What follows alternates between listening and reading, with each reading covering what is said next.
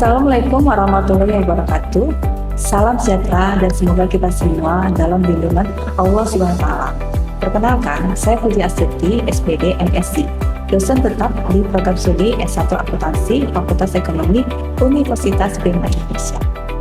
Saat ini, saya dalam proses mengikuti sertifikasi dosen gelombang 1 yang diselenggarakan oleh Kemendikti-Saintek tahun 2025. Saya akan melakukan penyusunan dokumen pernyataan diri dosen dalam uji kerja Tridharma Perguruan Tinggi atau PDD UKTPP dalam bidang pengajaran. Pada kesempatan ini, saya akan memaparkan salah satu mata kuliah yang saya ampu, yaitu Perekonomian Indonesia, di mana mata kuliah Perekonomian Indonesia memiliki bobot 3 SKS. Perkuliahan Perekonomian Indonesia dilakukan secara tatap muka dan juga menggunakan Learning Management System SPADA yang saat ini digunakan di Universitas Prima Indonesia. Adapun deskripsi mata kuliah Perekonomian Indonesia, yaitu Perekonomian Indonesia merupakan mata kuliah yang membahas mengenai situasi, kondisi, maupun perkembangan perekonomian di Indonesia. Selain itu, mengkaji juga kebijakan-kebijakan pemerintah yang digunakan di dalam menyelenggarakan perekonomian negara. Diharapkan setelah menyelesaikan mata kuliah ini, mahasiswa mampu menganalisis kondisi dan perkembangan perekonomian Indonesia, baik keadaan terkini maupun perkiraan ke depannya, serta uraian mengenai kebijakan fiskal, moneter, dan perdagangan mencakup strategi kebijakan dan perkembangan kondisi perekonomian. Demikian juga hubungannya dengan kemiskinan, tingkat pengangguran, serta perspektif dari kebijakan regional dan internasional. Adapun topik yang dibahas dalam mata kuliah Perekonomian Indonesia meliputi ruang lingkup perekonomian Indonesia, sejarah perkembangan perekonomian Indonesia, sistem ekonomi Indonesia, pendapatan nasional, pertumbuhan dan struktur ekonomi Indonesia, pembangunan ekonomi, distribusi pendapatan dan kemiskinan, penduduk dan ketenagakerjaan, investasi di Indonesia, perdagangan dan pembayaran internasional, ekspor dan impor, kebijakan industri, kebijakan moneter, pengeluaran pemerintah dan APBN, perekonomian Indonesia dalam era globalisasi. Capaian pembelajaran yang diharapkan pada mata kuliah Perekonomian Indonesia adalah setelah mengikuti mata kuliah Perekonomian Indonesia, diharapkan mahasiswa mampu 1. Menjelaskan ruang lingkup perekonomian Indonesia. 2. Menjelaskan sejarah perkembangan perekonomian Indonesia. 3. Menjelaskan sistem ekonomi. 4. Menganalisis pendapatan nasional, pertumbuhan, dan struktur ekonomi Indonesia. Yang kelima, menganalisis pembangunan ekonomi. Sedangkan yang keenam, menjelaskan distribusi pendapatan dan kemiskinan. 7. Menjelaskan penduduk dan ketenagakerjaan. 8. Menganalisis investasi di Indonesia. Yang kesembilan, menganalisis perdagangan dan pembayaran internasional. Ke-10, menganalisis ekspor impor. 11, menganalisis kebijakan industri. 12, menganalisis kebijakan moneter. 13, menjelaskan pengeluaran pemerintah dan APBN. 14, menganalisis perekonomian Indonesia dalam era globalisasi.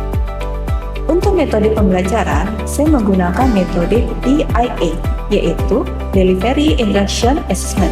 Metode delivery, bagaimana cara saya menyampaikan materi kepada mahasiswa, saya menggunakan metode ceramah dan metode case study. Untuk metode ceramah, saya menggunakan slide presentasi untuk menyampaikan materi yang saya ajarkan. Dan untuk metode case study, saya memberikan sebuah kasus untuk dianalisis bersama dengan mahasiswa.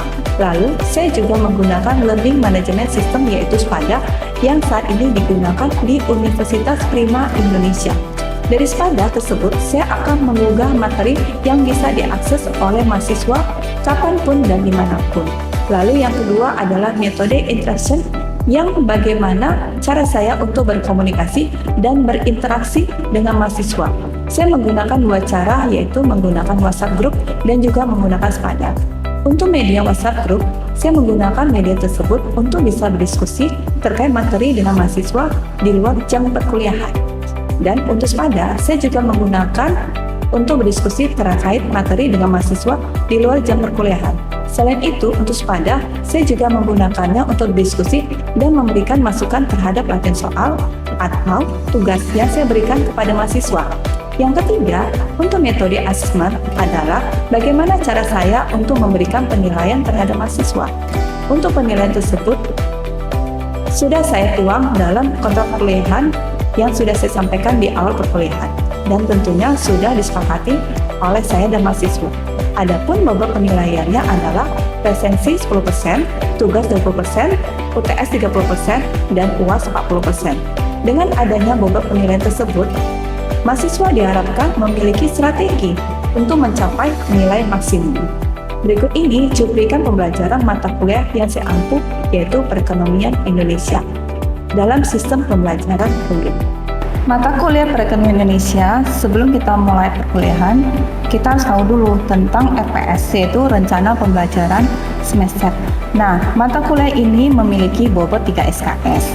Nah, jadi di dalam pertemuan kita ini ada 16 pertemuan, yaitu yang 14 pertemuan adalah kita belajar. Nah, kemudian satu pertemuan kita UTS, dan pertemuan yang satunya lagi adalah UAS, yaitu ujian akhir semester. Nah, jadi ada deskripsi mata kuliah dari Perekonomian Indonesia, yaitu Perekonomian Indonesia merupakan mata kuliah yang membahas mengenai situasi, kondisi, maupun perkembangan perekonomian di Indonesia. Selain itu, mengkaji juga kebijakan-kebijakan pemerintah yang digunakan di dalam menyelenggarakan perekonomian negara. Nah, diharapkan setelah menyelesaikan mata kuliah ini, mahasiswa mampu menganalisis kondisi dan perkembangan perekonomian Indonesia. Nah, baik keadaan terkini maupun perkiraan ke depannya. Nah, serta uraian mengenai kebijakan fiskal, moneter, dan perdagangan mencakup strategi, kebijakan, dan perkembangan kondisi perekonomian. Demikian juga hubungannya dengan kemiskinan, tingkat pengangguran, serta perspektif dari kebijakan regional dan internasional. Nah, itulah deskripsi singkat dari mata kuliah Perekonomian Indonesia. Nah, jadi ada materi-materi yang akan kita pelajari nanti. Nah, itu yang pertama, yaitu ruang lingkup perekonomian Indonesia. Kemudian yang kedua adalah sejarah perkembangan perekonomian Indonesia. Yang ketiga, sistem ekonomi Indonesia. Yang keempat, pendapatan nasional, pertumbuhan, dan struktur ekonomi Indonesia. Nah, sedangkan yang kelima, pembangunan ekonomi. Yang keenam, distribusi pendapatan dan kemiskinan. Lalu ketujuh adalah penduduk dan ketenagakerjaan. Yang kedelapan, investasi di Indonesia. Yang kesembilan, perdagangan dan pembayaran internasional. Nah, yang ke-10 adalah ekspor dan impor. Yang ke-11, kebijakan industri. Yang ke-12, kebijakan moneter. Nah, yang ke-13, pengeluaran pemerintah dan APBN. Lalu yang ke-14 adalah perekonomian Indonesia dalam era globalisasi. Nah, itulah 14 topik yang akan kita pelajari di semester ini. Nah, sementara bobot penilaiannya adalah presensi 10%, tugas 20%, UTS 30%, dan UAS adalah 40%. Jadi, totalnya adalah 100%. Nah, di sini Ibu harapkan adalah bahwa Ibu ingin melihat keaktifan berdiskusi di dalam menyampaikan gagasan kalian. Nah, itu dia. Nah, jadi CPNK kita yang pertama adalah mahasiswa mampu memahami dan menjelaskan ruang lingkup perekonomian Indonesia. Nah, di sini RPS yang akan kita gunakan dalam mata kuliah perekonomian Indonesia. Assalamualaikum warahmatullahi wabarakatuh. Selamat pagi anak-anak Ibu. Selamat pagi Ibu. Nah, sebelum kita mulai perkuliahan, alangkah baiknya kita berdoa dulu menurut ajaran agama dan kepercayaan masing-masing. Doa dimulai.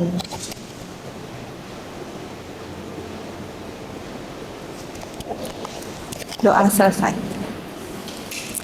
Nah, baiklah. Hari ini kita masuk materi ruang lingkup perekonomian Indonesia. Nah, jadi sebelum Ibu memaparkan apa itu ruang lingkup perekonomian Indonesia, siapa yang tahu apa itu perekonomian? Menurut saya, perekonomian adalah sistem ekonomi yang meliputi produksi, konsumsi, dan distribusi barang dan jasa. Ya, benar sekali. Nah, yang lainnya siapa tahu tentang perekonomian? Ya, Sarah? Saya, perekonomian itu suatu sistem ekonomi yang dibentuk untuk meningkatkan kinerja ekonomi.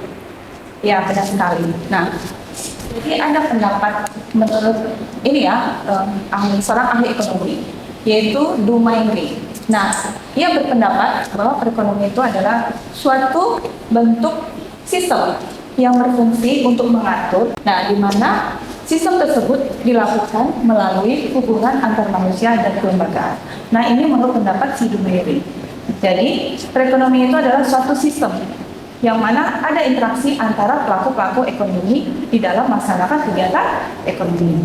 Nah, lalu pengertian dari perekonomian Indonesia itu sendiri merupakan adalah suatu sistem keseluruhan dari kegiatan ekonomi yang berlangsung di Indonesia. Nah, yang meliputi adanya produksi, distribusi, konsumsi barang dan jasa.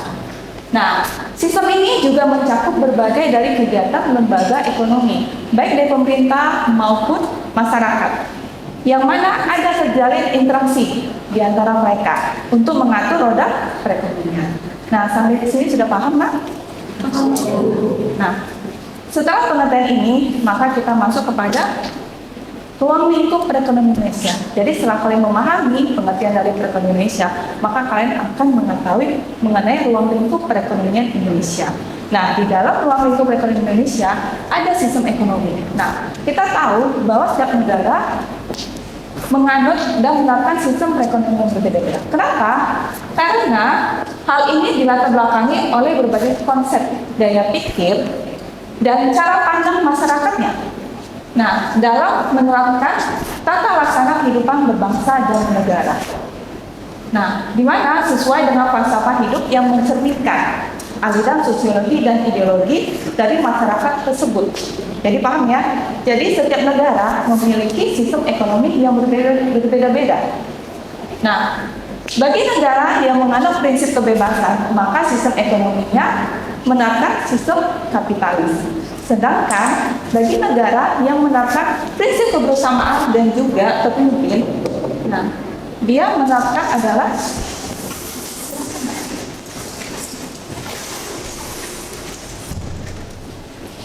silakan ambil tempat nih, ya.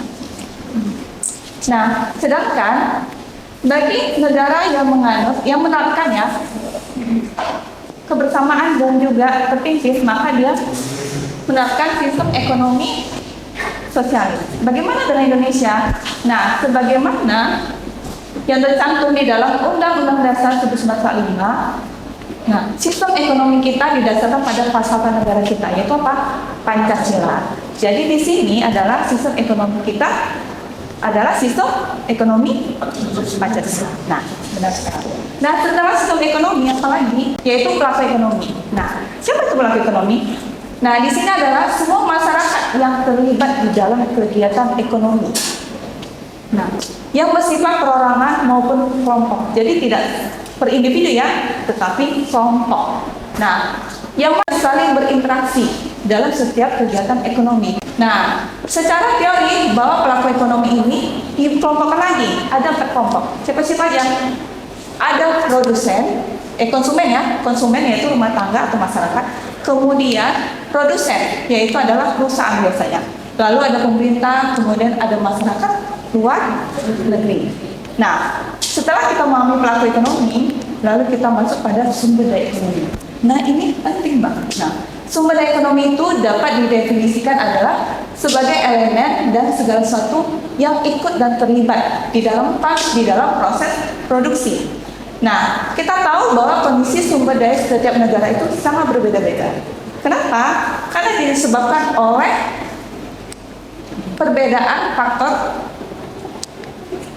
faktor alamnya, budaya, dan juga sosial di negara tersebut.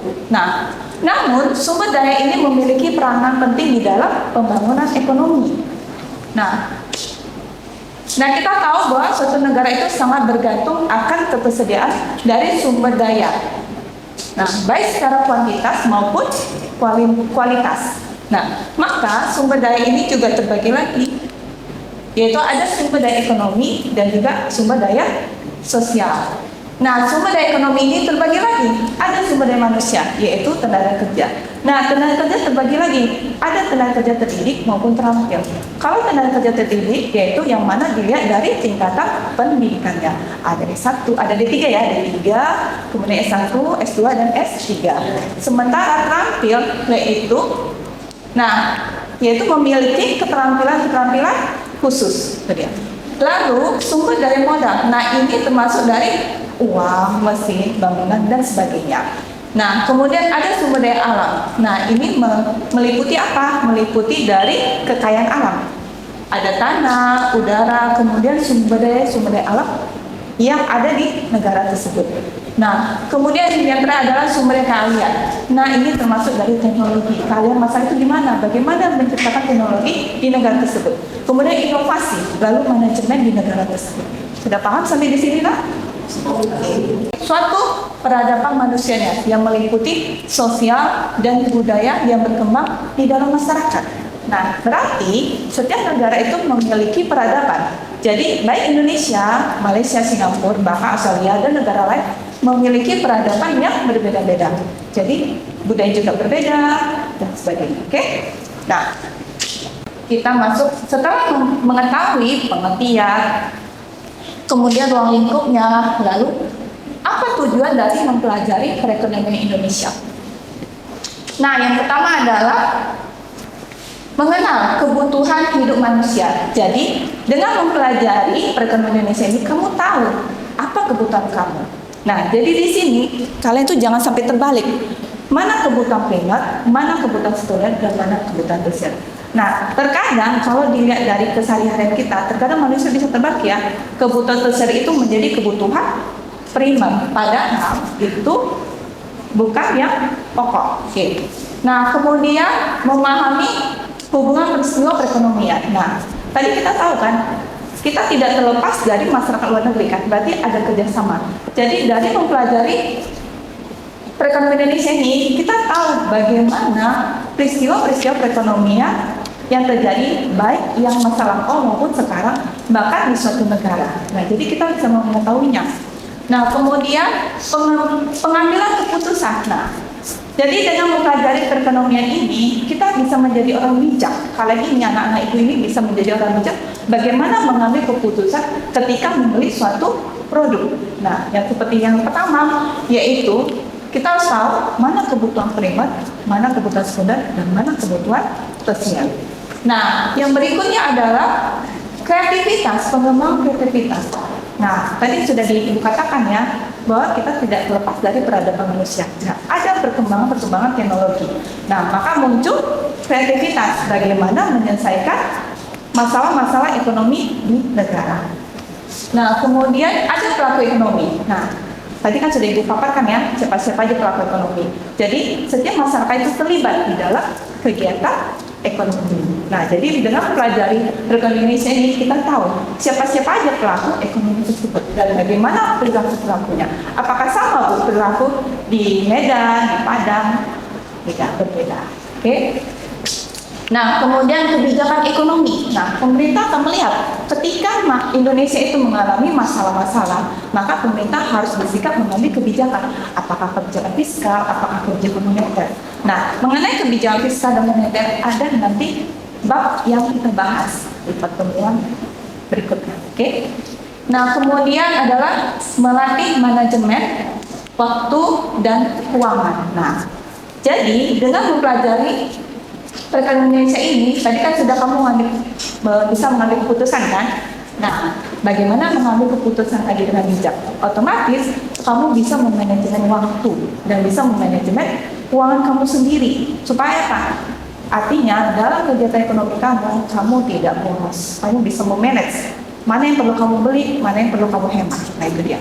Oke, kemudian mengetahui isu internasional. Kita tidak terlepas dari kerjasama dengan negara lain kan, berarti kita tahu juga bagaimana isu-isu yang terjadi di negara-negara. Nah, itu juga sangat membantu bagi pihak produsen, bagaimana dia menjual produknya.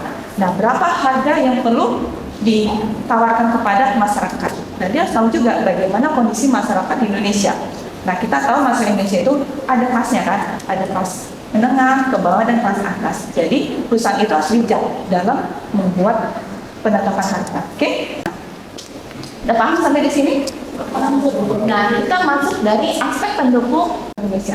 Jadi, ada aspek pendukung dan juga aspek penghambatnya. Nah, kita tahu Indonesia itu adalah sebuah daerah yang banyak pulaunya. Nah, saking banyak pulaunya, nah inilah jumlah pulaunya. Ada 17.508 pulau di Indonesia. Namun, ada yang punya bernama, ada yang tidak punya nama. Nah, yang tidak nah, berarti masih banyak ya pulau-pulau di Indonesia yang belum punya nama. Nah, kemudian luas wilayahnya. Nah, ini dia. Sekitar 5 juta tadi.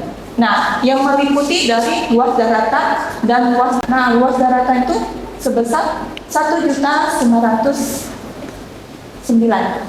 Nah, kemudian lautannya sekitar 3.273.810 km bujur sangkar. Nah, inilah faktor pendukungnya. Jadi perkembangan perekonomian Indonesia itu didukung dari geografi kita sendiri, bahwa kita memiliki pulau yang banyak dan kemudian luas kita cukup banyak, cukup luas ya. Nah, maksud itu. Nah, kemudian ada faktor penghambatnya. Nah, faktor penghambatnya adalah sumber daya manusianya. Nah, kemudian ada sumber daya modal, kemudian ada teknologi yang masih rendah, kemudian apalagi yang keempat perkembangan penduduk, dan yang kelima adalah birokrasi yang buruk.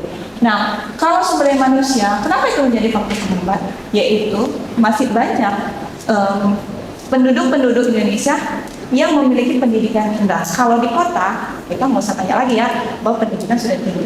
Bagaimana di daerah terpencil? Bagaimana daerah pedesaan? Apakah pendidikannya sudah tinggi? Belum. Nah, itu juga mempengaruhi, itu juga menghambat ya dari perekonomian Indonesia. Nah, kemudian sumber daya modalnya. Nah, kenapa ini menjadi faktor penghambat?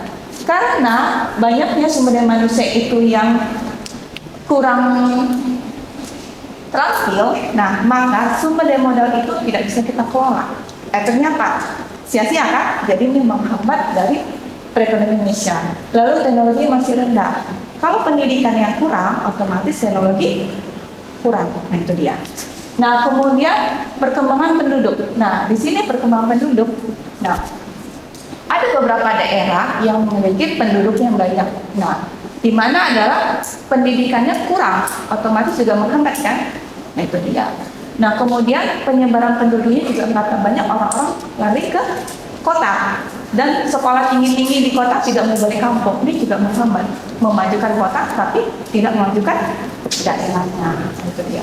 Nah, kemudian birokrasi yang buruk. Ini masih banyak ya. Ketika kita mengurus administrasi, ini masih kurang baik ya. Indonesia itu masih. Nah, ini sedang diperbaiki oleh pemerintah di dalam birokrasi tersebut. Nah, oke, sebelum masuk konsep perekonomian, ada mau tanyakan di sini? Ya, silakan. Dami? Izin Bu, nama saya Dame. Saya mau nanya, salah satu faktor penghambat di dalam perekonomian Indonesia itu kan sumber daya manusia. Cara mengatasinya gimana ya? Oke. Makasih Dami atas pertanyaannya. Nah, tadi kan sudah tahu ya bahwa penghambat dari perekonomian Indonesia ini adalah sumber daya manusia. Lalu bagaimana mengatasinya? Nah, sekarang pemerintah beberapa tahun ini lebih menggalakkan pendidikan. Kenapa? Karena sadar bahwa sumber daya manusia itu penting. Makanya yang pertama ya. Nah, sangat penting sekali, dan ini menjadi masalah ya, menjadi masalah bagi negara kita. Nah, salah satu adalah bagaimana dengan meningkatkan mutu pendidikan. Nah, sekarang pemerintah lebih menggalakkan mutu pendidikan di Indonesia, salah satunya itu. Nah, kemudian fasilitas-fasilitasnya. Nah, jadi banyak ya fasilitas-fasilitas yang dilengkapi supaya apa? Supaya para siswa-siswa maupun mahasiswa bisa mendapatkan pendidikan yang bagus. Tidak hanya begitu tamat, hanya gelar, tetapi juga memiliki kualitas. Nah, itu dia. Nah, kemudian ada apa lagi? Bantuan. Sekarang ada ya, KIP. Nah, itu salah satu sebenarnya untuk meningkatkan pendidikan supaya itu meningkatkan sumber daya manusia. Salah satu adalah dari bidang pendidikan. Kemudian apalagi? Nah, banyak kerjasama kursus-kursus ataupun pemerintah juga di dalam kursus sedia. Nah, salah satunya itu tadi supaya apa? Artinya para siswa ataupun mahasiswa ataupun masyarakat tidak hanya mendapatkan pendidikan tetapi juga menjadi terampil. Nah, itu dia. Beasiswa dari pendidikan, kemudian dibukanya keterampilan itu salah satunya untuk mengatasi yang namanya menghambat perekonomian Indonesia. Lalu apalagi? Apakah beasiswa di dalam negeri aja? Tidak, tapi beasiswa luar negeri. Nah, itu dibuka informasi-informasi. Jadi mudah bagi kalian ketika kalian tamat ingin melanjutkan lagi luar negeri itu gampang. Apakah di dalam negeri itu juga gampang? Artinya dari segi biaya pendidikan itu dimudahkan, kemudian dari segi khusus keterampilan juga dimudahkan oleh pemerintah. Dan ada kerjasama dari pemerintah. Itu dia. Nah, oke, udah paham ya sampai sini? Oke. Nah, kita masuk kepada konsepnya. Nah, setelah kamu tahu aspek pendukungnya, kemudian penghambatnya, lalu konsep perekonomian Indonesia. Nah, sistem perekonomian Indonesia ini kita tahu tadi kita pakai apa? Sistem Pancasila. Nah, ini kita lihat yang berdasarkan atas ajas kekeluargaan dan cabang-cabang produksi yang penting bagi negara dan menguasai hasil hidup penuh banyak dan dikuasai oleh negara. Nah, jadi kan paham dulu Pancasila itu ada 5 sila. Nah, sila ketiga itu ada, kita tahu kan? Nah, itu dia. Dan oke, paham sampai di sini? Nah, kesimpulan dari materi Ibu adalah bahwa perekonomian Indonesia itu sangat penting. Nah, dan kita tahu bahwa Indonesia itu bisa menjadi negara maju. Nah, oleh karena itu kita harus bisa mengatasi tantangan-tantangan pada negara kita. Apa sih yang menghambat faktor perekonomian Indonesia? Oke. Nah, supaya apa? Supaya kita menjadi negara maju. Nah, jadi sebelum Ibu akhiri, Ibu ingatkan kalian ada tugas yang Ibu cantumkan di SADA. Nah, jangan lupa kalian kerjakan. Kalau kalian ada bingung mengenai soal-soal yang Ibu cantumkan, kita bisa berdiskusi di dalam WhatsApp group ataupun juga di SADA ya, ruang diskusi. Nah, kemudian jangan lupa untuk kerjakan pretest dan post-test. Sudah kerjakan pretest dan post-test? Sudah. Terima kasih. Nah, kemudian jangan lupa untuk presensi. Sudah presensi kalian? Terima kasih. Nah, sekian dulu dari Ibu. Assalamualaikum warahmatullahi wabarakatuh. Selamat pagi. Demikian penjelasan saya secara singkat mengenai materi perkuliahan perekonomian Indonesia dalam bidang pengajaran. Sekian dan terima kasih.